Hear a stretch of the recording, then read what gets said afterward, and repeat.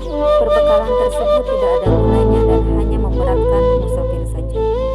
Ada banyak bentuk ikhlas dalam setiap episode kehidupan kita, yakni ikhlas dalam bekerja, ikhlas dalam beribadah, ikhlas dalam beramal, dan sebagainya. Seorang muslim harus berlaku ikhlas dalam beragama, menjalankan ibadah bukan karena butuh, melainkan karena kewajiban. Jika kita beribadah karena rasa butuh, maka tandanya kita benar-benar mengerjakannya dengan sepenuh hati. Sementara itu, beribadah karena kewajiban belum tentu bisa dilakukan sepenuh hati. Karenanya, marilah kita merefleksikan diri tentang bagaimana ibadah kita selama ini.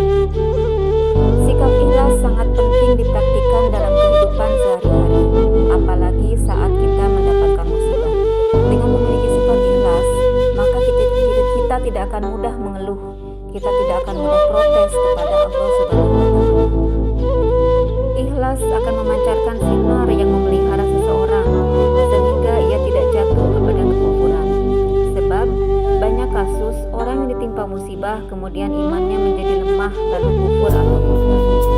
Jika ujian hidup dihadapi dengan sabar, dengan ikhlas, tidak berkeluh kesah, tetapi berikhtiar mencari jalan pemecahannya secara baik, maka Allah pasti akan memudahkan bagi kita dalam urusan ini. Para hadirin sekalian, di samping dapat memecahkan masalah yang kita hadapi, tentu Allah akan memudahkan bagi kita terhadap masalah hisab. Allah akan memberi pahala, memberkati kehidupan sehingga timbangan amal pahala kita lebih berat dibandingkan dengan dosa-dosa kita. Jadi, jika seseorang itu mampu menghadapi ujian dengan sabar dan ikhlas, maka ia termasuk orang yang lulus dalam menempuh ujian. Jika tidak sabar dan ikhlas, berarti ia gagal dan masuk dalam golongan orang yang berputus asa. Semua manusia pasti mengalami ujian hidup, termasuk Rasulullah. Lantas, apa yang dilakukan Rasulullah ketika menghadapi ujian? Beliau tetap sabar dan beribadah kepada Allah. Demikianlah akhlakul karimah berupa ikhlas dan sabar yang harus kita tanamkan dan di dalam jiwa ini. Jika kita menjadi orang yang ikhlas, insya Allah kita dapat menjalani kehidupan dengan lebih mudah. Ikhlas merupakan suatu cara untuk memperoleh ketenangan. Makin ikhlas seseorang, makin tenang jiwanya. Hal ini karena dia tidak diperbudak oleh penantian untuk mendapat pujian, penghargaan, imbalan, dan sebagainya. Sebagaimana firman Allah dalam Al-Quran surat An-Nisa ayat 125. Bismillahirrahmanirrahim.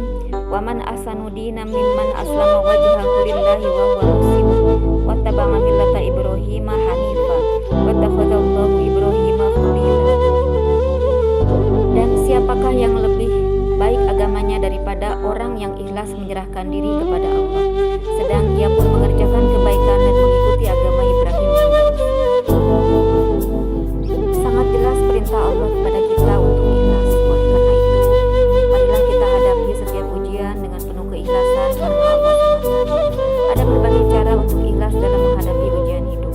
Pertama, biasakan untuk bersikap sabar, lapang dada, dan ikhlas ketika menghadapi ujian yang berat. Ujian yang berat menuntut keikhlasan yang tinggi. Selalu ingatlah bahwa Allah tidak akan memberikan ujian hidup melebihi kemampuan manusia. Seberat apapun masalahnya, jika diselesaikan dengan usaha maksimal, hasilnya akan sesuai. Namun, jika hasilnya dianggap tidak sesuai, kesabaran dan keikhlasan merupakan sikap yang paling tepat dilakukan untuk menghadapi kondisi demikian. Para pemirsa yang dirahmati Allah, ikhlas adalah obat yang paling mujarab sekaligus mencegah hati yang rusak. Sucikan hati kita dengan selalu mengingat Allah. Niscaya Allah akan menolong kita dalam menghadapi permasalahan hidup kita. Ikhlas itu antara kita dengan Allah, bukan dengan manusia. Ikhlas tidak mengharapkan balasan, tidak mengharapkan pujian, tidak mengharapkan penghargaan, dan sebagainya. Ikhlas tidak untuk diceritakan, ikhlas bukan untuk ditunjuk-tunjukkan.